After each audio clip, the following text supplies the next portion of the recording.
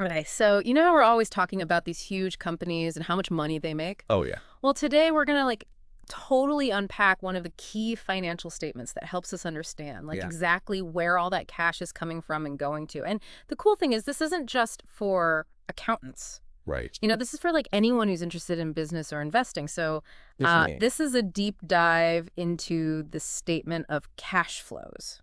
That's it. Now, you're probably already familiar with balance sheets and income statements, Yeah, right? those are like the staples. They give us a snapshot of a company's financial position Yeah. and their profitability. But the statement of cash flows, this is where things get really interesting because it Right, I see tells that. us why a company's cash balance has changed. So we're going beyond just the what and the how much, and we're Yeah. diving into the why behind the numbers. Exactly. It's like the detective work of financial statements. Yeah, totally. You Yeah, get to see the story behind those numbers. You get to follow the money trail. right. So our mission today is to totally demystify this statement of cash flows. We're going to break down its purpose, Yeah. how it's structured, using both the indirect and the direct methods, which might sound a little intimidating, Yeah, a little bit. but trust me, we're going to make it super clear. Yeah, we'll break it down. And by the end of this deep dive, you'll be able to look at a real-world statement of cash flows and be like, aha, I get it. Yeah, you'll be able to analyze it like a pro. Right.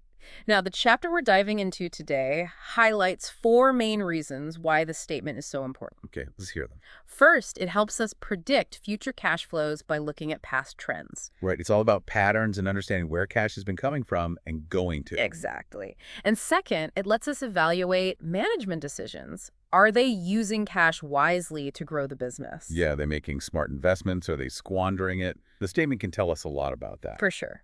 Now, the third purpose, this one's especially important for investors and lenders. Oh, yeah, this is a big one. It directly shows us a company's ability to pay dividends and interest. Exactly. If you're a shareholder, you want to know if those dividends are coming. And if you've lent money to a company, you need to be confident they can pay you back. And finally, Right. the statement of cash flows reveals the relationship between net income and actual cash flows. Uh-huh. This is where things get really interesting. Right, because sometimes a company might look profitable on paper. Yeah, they have a nice net income number. But in reality, they're struggling to generate actual cash. Exactly. It's like that friend who always seems to have the latest gadgets, but can never spot you for lunch. That's a perfect analogy, and the chapter gives a great example of this with Fast Tech Company. Oh, yeah, Fastech.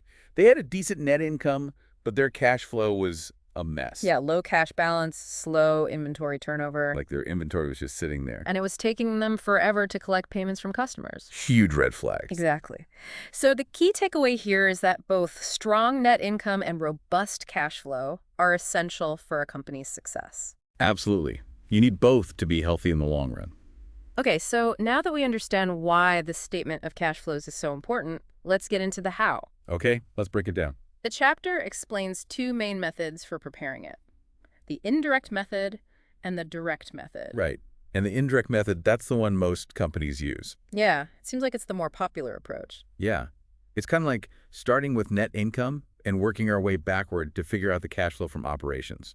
Okay, so we're taking that net income number and making adjustments to reconcile it with the actual cash flow. Exactly. We're adjusting for things that didn't involve cash or that were accounted for in other activities like investing or financing. Got it.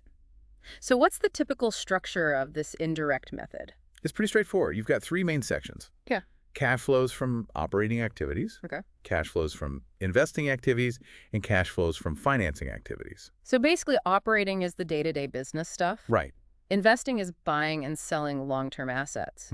Yeah, like property and equipment. And financing is about how the company raises and manages its capital through debt and equity. You got it. That's the big picture. Okay. Now, before we even dive into those sections, the chapter mentions this thing called a check figure. Oh, yeah, the check figure. This is a really important concept. So what is it exactly?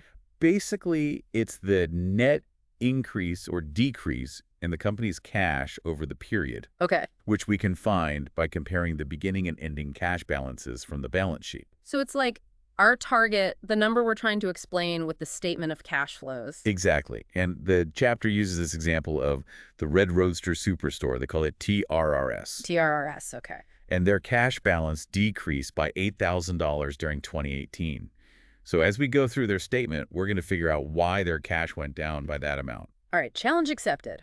So let's start with that first section. Cash flows from operating activities using the indirect method. We're starting with net income. What happens next? Okay, so after we grab that net income figure, we got to make some adjustments. Adjustments. Okay, what kind of adjustments? Well, there are two main categories: non-cash expenses and changes in current assets and liabilities. All right, let's tackle non-cash expenses first. Yeah. What are those all about? So these are expenses that get recorded on the income statement, but they don't actually involve any cash leaving the company in the current period. Okay, give me an example. Sure. The biggest one is depreciation. Depreciation. That's the wear and tear on assets over time, right? Exactly. And it gets subtracted from revenue to calculate net income. But no cash actually changes hands. Right. So to reflect the actual cash flow, we add depreciation back to net income in the operating activities section. Okay, so it's like we're undoing that subtraction. Precisely. We're putting that cash back in the picture. Makes sense. What other non-cash expenses might we need to adjust for? Well, there's depletion, which is similar to depreciation but applies to natural resources. Like oil wells or mines. Exactly. And then there's amortization, which is used for intangible assets like patents and copyrights. Okay, so all of those get added back to net income to reflect the real cash flow. Yes, because they all reduce net income without actually using up any cash. Got it. So that's non-cash expenses. What about changes in current assets and liabilities? How do those affect things? All right, so current assets, these are things like accounts receivable and inventory. Right. Things the company expects to convert to cash within a year. Exactly. And then current liabilities, these are short-term obligations like accounts payable. Okay, so what happens when these balances change? Well, any increase in a non-cash current asset actually decreases cash flow from operations.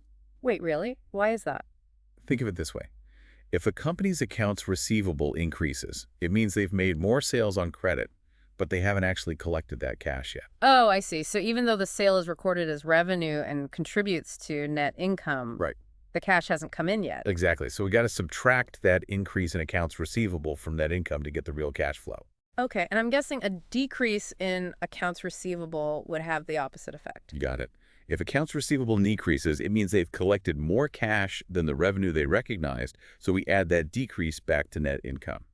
Makes sense. Now, what about current liabilities? Well, it's kind of the reverse logic. Yeah. A decrease in a current liability means they paid off some of those obligations. Which means they used cash. Right. So we subtract that decrease from net income. And an increase in a current liability would mean they've essentially conserved cash. Exactly. They haven't paid those obligations yet, so we add that increase back to net income. Okay, I think I'm starting to get the hang of this. So after we've made all those adjustments for non-cash expenses and changes in current assets and liabilities, what do we end up with? That gives us the net cash provided by or used in operating activities. Okay, and that's the first section of our statement of cash flows. Exactly. What's next? On to the next adventure. Cash flows from investing activities. All right, let's invest. What falls under this category? This section is all about the long-term assets, the things a company uses for more than just day-to-day operations, Okay, and expects to generate revenue from over a longer period. so like property, plant, and equipment. Bingo. What the chapter calls plant assets. And also long-term investments, like buying stocks or bonds of other companies. Makes sense. So if a company buys a new factory or some expensive machinery, that would show up as a cash outflow here? Absolutely. Increases in these long-term asset accounts usually mean cash is going out. And if they sell off some old equipment, that would be a cash inflow. Right on. Decreases in these accounts mean cash is coming in. Now, the chapter uses TRRS's plant assets as an example. They walk us through how to figure out how much they invested in new assets. Yeah, they started the year with $219,000 worth of plant assets, ended with $343,000, and had $18,000 in depreciation. And they also sold some assets for $62,000. So how do we put all that together? The chapter uses a T account approach, which is a really helpful way to visualize it. Okay, so the beginning balance plus any purchases minus depreciation minus the book value of assets sold equals the ending balance. Exactly. And by plugging in the numbers we know, we can solve for the unknown, the amount of new plant assets acquired. And for TRS, that turns out to be $196,000. So that's a cash outflow in the investing section. Right on. And remember that sale of plant assets for $62,000. That's our cash inflow here. Oh, yeah, and that's the same sale that resulted in that $8,000 gain we adjusted for in the operating section, right? Exactly. It's important to keep those two things separate. the gain or loss, which affects net income, and the actual cash from the sale, which goes in the investing section. Got it. Any other types of investing activities we should be aware of? Yeah, the chapter mentions buying or selling long-term investments and lending money to others, which creates notes receivable. Okay, so those would all go in the investing section depending on whether cash is coming in or going out. All right, we've covered operating activities and investing activities. That leaves us with the final piece of the puzzle, cash flows from financing activities. The grand finale.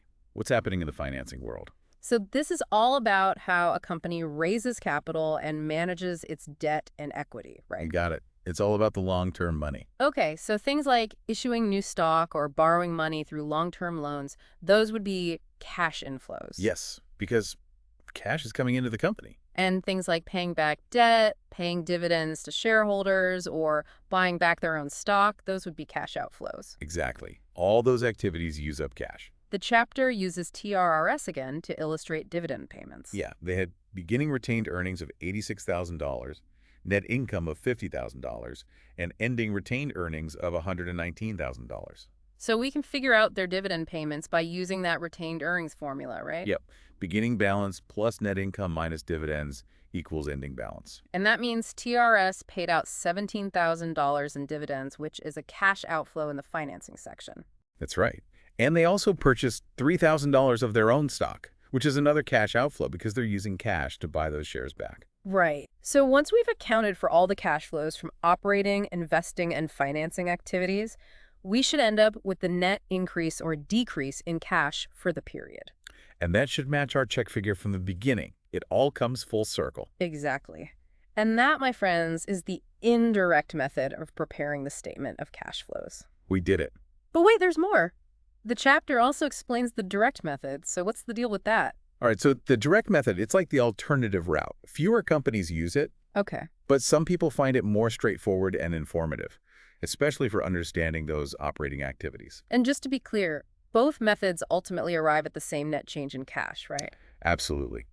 It's just a different way of presenting the information, particularly the operating activities section. So where exactly do they differ? The main difference is that the direct method lists the major categories of cash receipts and disbursements directly.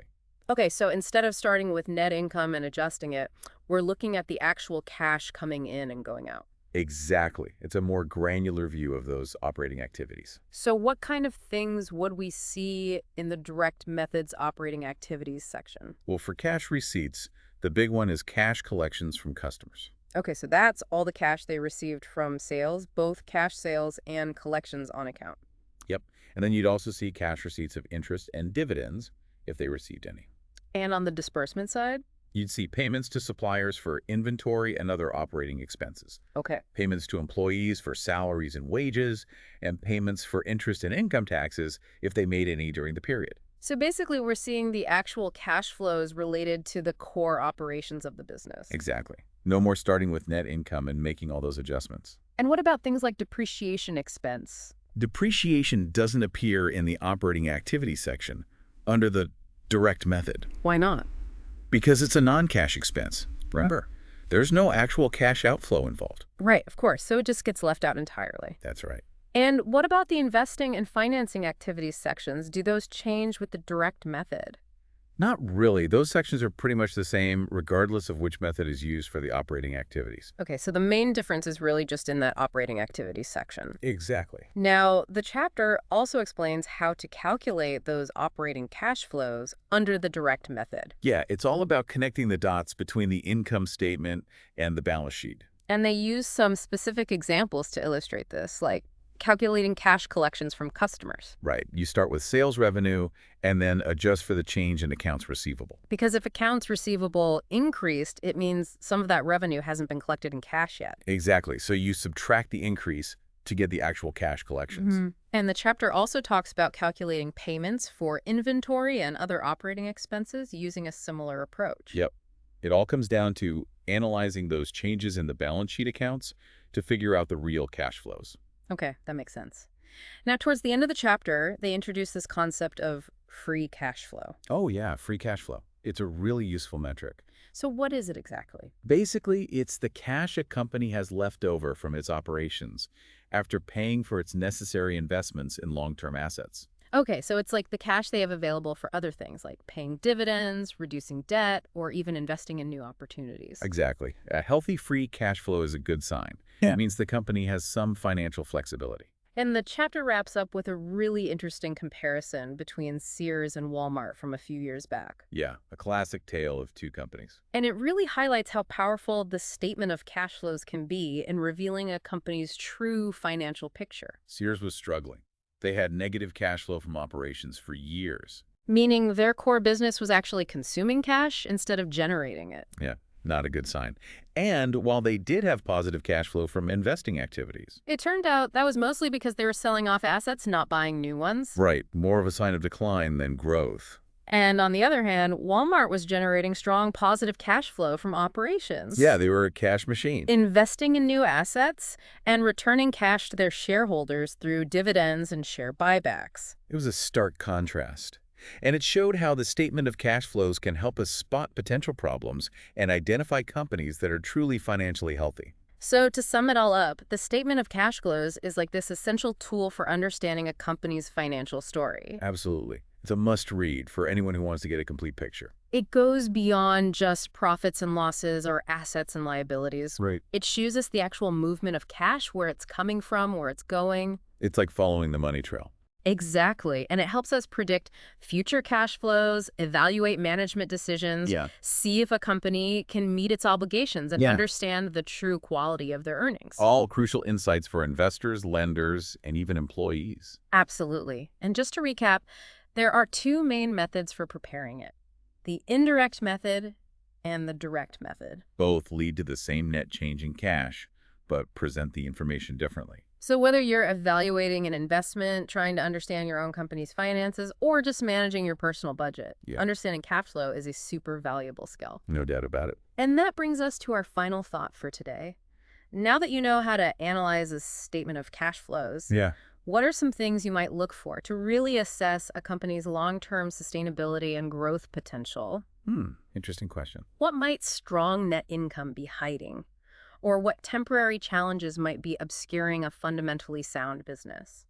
It's all about digging deeper and using this knowledge to make informed decisions. Exactly. So go forth, explore those cash flows, and unlock the secrets of financial health. Yeah, happy analyzing. All right, that's it for today's deep dive. Thanks for joining us. See you next time.